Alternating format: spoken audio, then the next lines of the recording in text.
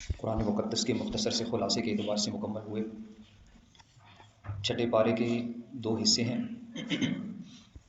ایک حصہ سورہ نساء کا بقیہ مختصر حصہ اور دوسرے حصے میں سورہ مائدہ کا ابتدائی حصہ ہے۔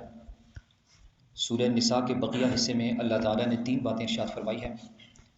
سب سے پہلے یہود کی مذمت، انہوں نے حضرت عیسیٰ علیہ السلام کو قتل کرنے کی ناپاک کوشش کی، لیکن اللہ تعالیٰ نے حضرت عیسیٰ علیہ السلام کی حفاظت فرمائی۔ نصارہ کی مذمت ارشاد فرمائی کہ یہ لوگ حضرت عیسیٰ علیہ السلام کے بارے میں غلو کا شکار ہو کر عقیدہ تثلیث کے حامل ہو گئے، اور اس کے بعد میراث کے مسائل ارشاد فرمائے کہ عینی اور علاتی بہنوں کے حصے مذکور ہیں۔ ایک بیٹی کو نصف، ایک سے زیادہ کو 2 ثلث، اور اگر بھائی بھی ہوں تو لڑکے کو لڑکی سے دگنا ملے گا۔ چھٹے پارے کا دوسرا حصہ سورہ مائدہ کے متعلق ہے۔ سورہ مائدہ 120 آیات پر مشتمل آخری مدنی سورہ مبارکہ ہے۔ ام المؤمنین سیدہ عائشہ صدیقہ رضی اللہ تعالی عنہا ارشاد فرماتی ہیں کہ آخری مدنی صورتوں میں سورہ مائدہ ہے، اور اس صورت میں ایک ایسی آیت ہے کہ جس آیت میں اللہ تعالیٰ نے اس دین کی تکمیل کا مبارک حکم ارشاد فرمایا ہے، اور اس سورہ مبارکہ کا آغاز ایمان والوں سے وعدہ لینے کے متعلق ارشاد ہوا کہ اوفوا بالعقود، ہر جائز عہد اور عقد کو کہ جو تمہارے اور تمہارے رب کے درمیان ہوں یا تمہارے اور انسانوں کے درمیان ہوں، اے ایمان والوں اپنے وعدوں کو پورا کیا کرو، اور کل قیامت کا دن ہوگا، ان العہد کان مسئولا، وعدوں کے متعلق سوال کیا جائے گا۔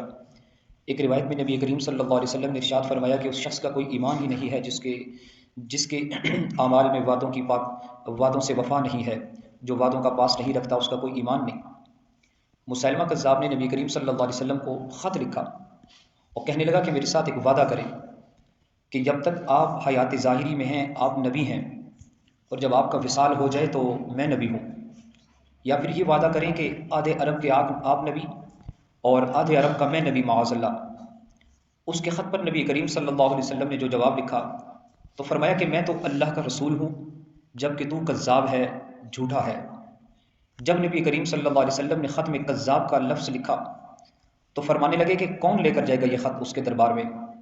اب اس کے دربار میں جانا، حالات بڑے خطرناک ہیں، اس کے آگے بھی فوج ہے، پیچھے بھی جان کا خطرہ ہے۔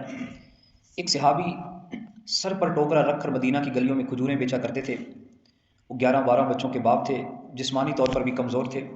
وہ کھجوریں کھا رہے تھے اور کھڑے کھڑے انہوں نے اپنا ہاتھ کھڑا کیا اور عرض کی یا رسول اللہ کسی اور کی ڈیوٹی نہ لگائیں، میں جانا چاہتا ہوں۔ بڑی جلدی میں کہنے لگے کہ یا رسول اللہ مجھے اجازت دیجیے، مجھے حکم ارشاد فرمائیے۔ آپ صلی اللہ علیہ وسلم نے اپنا نیزہ دیا، گھوڑا دیا اور فرمایا کہ ذرا ڈٹ کے جانا اس کے گھر۔ وہ صحابی کہنے لگے یا رسول اللہ آپ دعا فرما دیجیے۔ صحابہ کہتے ہیں کہ وہ اس طرح نکلے جیسے کوئی بڑا جرنیل نکلتا ہے، ان کے جانے کا انداز بدل گیا۔ آپ صلی اللہ علیہ وسلم نے ان کی تشکیل کی، ان کے طور طریقے بدل گئے، وہ یوں نکلے جیسے کوئی بڑا دلیر آدمی نکلتا ہے۔ وہ صحابی جب مسیلمہ کے دربار میں گئے تو وہاں ایک شخص جو بعد میں مسلمان ہوا وہ کہتا ہے کہ جب وہ صحابی جن کا نام حضرت خبیب بن زید رضی اللہ تعالیٰ عنہ تھا وہ وہاں دربار میں پہنچے تو اپنا نیزہ اس زور سے دربار میں گاڑا۔ مسیلمہ کہتا ہے کون ہو؟ آپ فرمانے لگے تجھے چہرہ دیکھ کے پتہ نہیں چلا کہ میں رسول اللہ صلی اللہ علیہ وسلم کا نوکر ہوں؟ ہمارے تو چہرے، ہمارے چلنے کے انداز، ہمارے تو وجود، ہمارے خط و خال بتاتے ہیں کہ ہم نبی والے ہیں، تجھے پتہ نہیں چلا کہ میں کون ہوں؟ مسیلمہ کہنے لگا کیسے آئے ہو؟ فرمایا کہ یہ تیرے خط کا جواب لے کر آیا ہوں۔ بادشاہوں کا طریقہ یہ تھا کہ وہ خط خود نہیں پڑھتے تھے، ساتھ ایک ملازم کھڑا ہوتا وہ خط پڑھتا تھا۔ تو مسیلمہ نے خط اسے دیا اور کہا کہ پڑھو۔ جب اس نے خط پڑھا تو لکھا تھا کہ تو کذاب ہے، اور یہ لفظ وہاں پر موجود سب نے سنا۔ اکیلے میں اگر اس نے سنا ہوتا تو کوئی اور بات تھی، میں لیکن اب سارے دربار میں سنا۔ وہ آگ بگولا ہو گیا، آنکھیں سرخ ہوئیں۔ سامنے حضرت حبیب رضی اللہ تعالیٰ عنہ کھڑے تھے۔ اٹھا اور تلوار لے کر کہنے لگا کہ تیرے نبی نے مجھے کذاب کہا ہے، تیرا کیا خیال ہے؟ تو حضرت فرمانے لگے کہ خیال والی تو بات ہی کوئی نہیں، جسے میرا نبی کذاب کہے وہ ہوتا ہی کذاب ہے، اگر تو 7 سمندر کا پانی بھی بہا دے تب بھی تیرا جھوٹ دھل نہیں سکتا۔ مسیلمہ کہنے لگا تو پیچھے پلٹ کے دیکھ، سارے میرے سپاہی، میرے پہرے دار، میری فوج کھڑی ہے، تلواریں ہیں، نیزے ہیں، خنجر ہیں، تیر ہیں، اور سب تیری طرف ہیں۔ حضرت حبیب رضی اللہ تعالیٰ فرمانے لگے کہ میرے 12 بچے ہیں، ان میں سے کچھ ایسے ہیں جو دودھ پیتے بچے ہیں، کچھ ایسے ہیں جنہوں نے ابھی چلنا بھی نہیں سیکھا۔ سن میں جب رسول اللہ صلی اللہ علیہ وسلم کا پیغام لے کے نکلا تھا تو میں نے پلٹ کے اپنے بچوں کو نہیں دیکھا تھا، آج تو کن پہرے داروں کی بات کرتا ہے کہ میں پلٹ کے تیرے پہرے داروں کو دیکھوں گا؟ جو جی میں آتا ہے کر گزر، غلام محمد جان دینے سے ڈرا نہیں کرتے۔ مسلمہ اٹھا، اس نے زور سے تلوار ماری اور ان کا ایک بازو کٹ کے نیچے گر گیا۔ وہ کہنے لگا کہ اب بول تیرا کیا خیال ہے؟ آپ فرمانے لگے کہ تو بڑا بے وقوف ہے، تو ہمیں آزماتا ہے، ہمیں تو کائنات نے بدر سے لے کر احد تک آزمایا ہے اور ابھی بھی تو ہم سے خیال پوچھتا ہے، میرا خیال وہی ہے جو میرے نبی نے فرمایا۔ پھر تلوار ماری اور دوسرا بازو کٹ گیا۔ وہ کہنے لگا کہ میں تجھے قتل کر دوں گا۔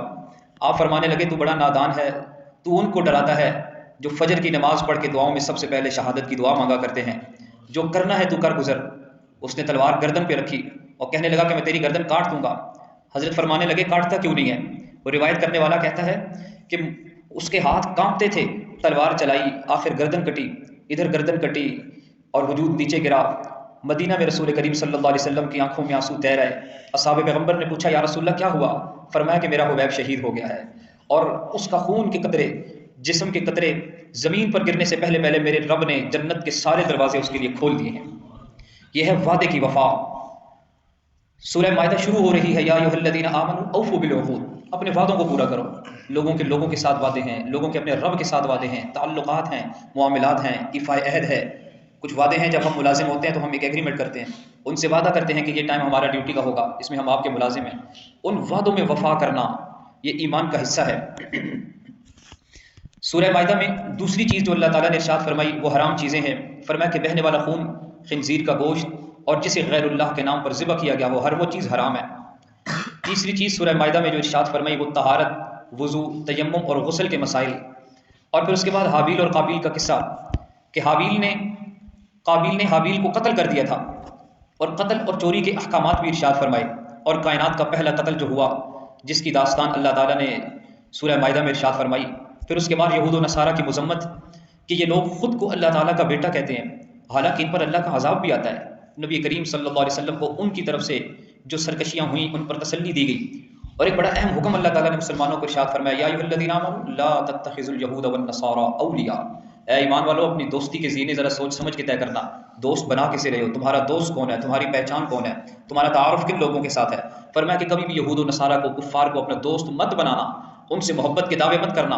وہ بڑا واضح حکم ارشاد فرمایا کہ جو ہمارے منع کرنے کے باوجود انہیں اپنا دوست بنائے وہ پھر انہی میں سے شمار ہوگا۔